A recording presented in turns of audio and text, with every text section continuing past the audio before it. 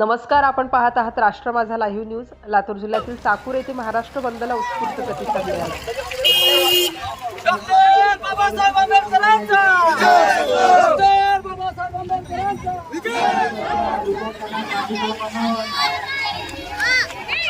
आपली दुकाने दिवसभरासाठी बंद ठेवा। वंचित बहुजन आघाडीच्या वतीने चाकूर शहरात कडकडीत बंद पाळत दिल्लीतील जंतर मंतर येथे विद्यार्थ्यांवर झालेल्या कथित लाठीचार्ज आणि दडपशाहीचा निषेध करण्यात आला। आंदोलनकर्त्यांनी सांगितले की 20 जुलै 2026 रोजी दिल्लीतील जंतर मंतर येथे विद्यार्थ्यांवर झालेल्या कथित लाठीचार्जच्या निषेधार्थ राष्ट्रीय अध्यक्ष ॲडव्होकेट बाळासाहेब आंबेडकर यांच्या आदेशानुसार राज्यभर महाराष्ट्र बंदचे आवाहन करण्यात आले असून त्यात चाकूरमध्येही चांगला प्रतिसाद मिळाला। यावेळी आंदोलकांनी विविध मागण्या केल्या। लाठीचार्जसाठी जबाबदार असलेल्या दिल्ली पोलिसांवर कठोर कारवाई करून त्यांना बडतर्फ करण्यात यावं, विद्यार्थ्यांवरील गुन्हे तात्काळ मागे घेण्यात यावेत, विद्यार्थ्यांना न्याय मिळावा, तसेच केंद्रीय शिक्षण मंत्री धर्मेंद्र प्रधान यांनी नैतिक जबाबदारी स्वीकारून राजीनामा द्यावा अशा मागण्या करण्यात आल्या। यानंतर आंदोलनकर्त्यांनी आपल्या मागण्यांचे निवेदन तहसीलदार चाकूर यांना सादर केलं। या आंदोलनात विलास महालिंगे, पप्पूभाई शेख, शरद किनीकर, शरद शृंगारे, चेतन महालिंगे, राहुल गायकवाड, सचिन चाकूरकर, सूर्यकांत कांबळे, गणपत सूर्यवंशी, भास्कर कांबळे, अण्णाराव कांबळे, अंकुश नागनाथ कोंगे, व्यंकटराव भालेराव यांच्यासह अनेक पदाधिकारी, कार्यकर्ते आणि नागरिक मोठ्या संख्येने सहभागी झाले होते। ही होती चाकूर येथील महाराष्ट्र बंद आंदोलनाची बातमी। अशाच ताज्या, विश्वासार्ह आणि स्थानिक बातम्यांसाठी राष्ट्र माझा लाईव्ह न्यूज चॅनलला लाईक, शेअर आणि सबस्क्राईब। आज आपण इथे चाकूरमध्ये जमा झालेलो आहे। याचं कारण चाकूरमध्ये नसून महाराष्ट्रामध्ये आज हा उद्रेक निर्माण झालेला आहे। याचं एकमेव कारण म्हणजे हा काय म्हणावं, या सरकारला काय बोलावं तेच कळत नाही। काय मागतोय आम्ही? निधी द्या म्हणतोय, राशन पाणी द्या म्हणतोय, आमचं घर भरा म्हणतोय का काय म्हणतोय? अरे आम्हाला लोकशाही मार्गाने शाळा शिकू द्या, आम्हाला शिक्षणाचा हक्क द्या। किती दुर्दैवाची गोष्ट आहे। एक फक्त प्रधानला वाचवण्यासाठी आज शेकडो विद्यार्थ्यांचे रक्तभंडार करण्यासाठी आपले 36 इंची छातीचे मोदी साहेब फक्त बहिणीला जमत नसते। मोदी साहेब त्या बहिणीला, त्या बहिणीच्या लेकराला तुम्ही कपडे फाडस तर मारण्याचा आदेश दिला। मी पोलीस प्रशासनाला जबाबदार धरत नाही, कारण त्यांची ड्युटी आहे।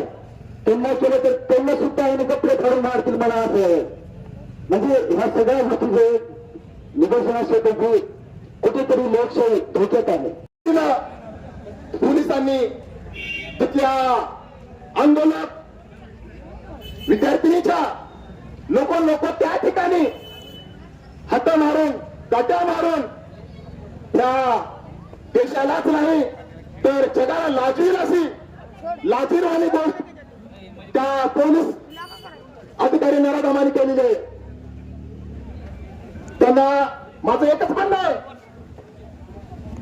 बाबांनो, पोलिसांनो, अरे तुम्ही जरी खाकीमध्ये असलात तरी त्या खाकीच्या मध्ये एक माणूस आहे। त्या माणसाला एक मन असतं आणि त्या मनात कधी तर वाटलं पाहिजे की नाही आपण कुणाची गुलामगिरी करतोय, कुणाची चाटुगिरी करतोय, ह्या फक्त राजकारणी लोकांची। अरे त्या लोकांचं ऐकून त्यांचे तळवे चाटून काय तुम्हाला काय मेडल भेटणार आहे का कुठलं? त्या भ्रष्ट राजकारणी लोकांना पाठीशी घालून तुम्ही विद्यार्थ्यावर अमानुषपणे हल्ला केला। मला असं वाटतं की कदाचित तुम्हाला मूळ बाळ नसेल किंवा भाऊ बहीण नसतील आणि जरी मुलं बाळ असले तरी त्यात शंका आहे की ते तुमच्या असतील का शेजारीचे असतील। कारण तुमच्या जर असतं तर तुम्हाला असं वाटलं नसतं, तुमचं हृदय कुठं तर तळमळ झालं असतं लाठीचार्ज करताना।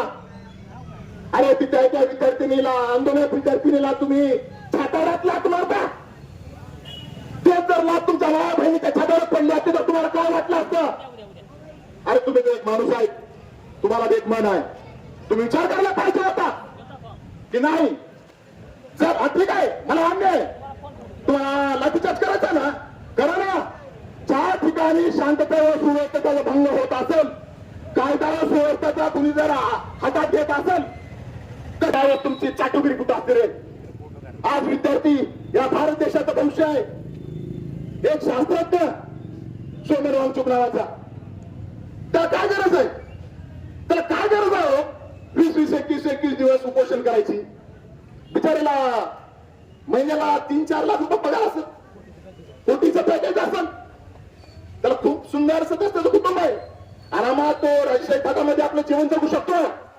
पण त्या शास्त्रज्ञाला वाटलं की नाही, इथली समाज व्यवस्था फसवत चालली आहे, इथली समाज व्यवस्था बिघडत चालली आहे, इथला राजकीय माणूस हा कुठेतरी मॅनेज होतोय आणि ह्याला बळी माझा विद्यार्थी म्हणजे भारत देशाचं येणारं भविष्य बळी पडत आहे.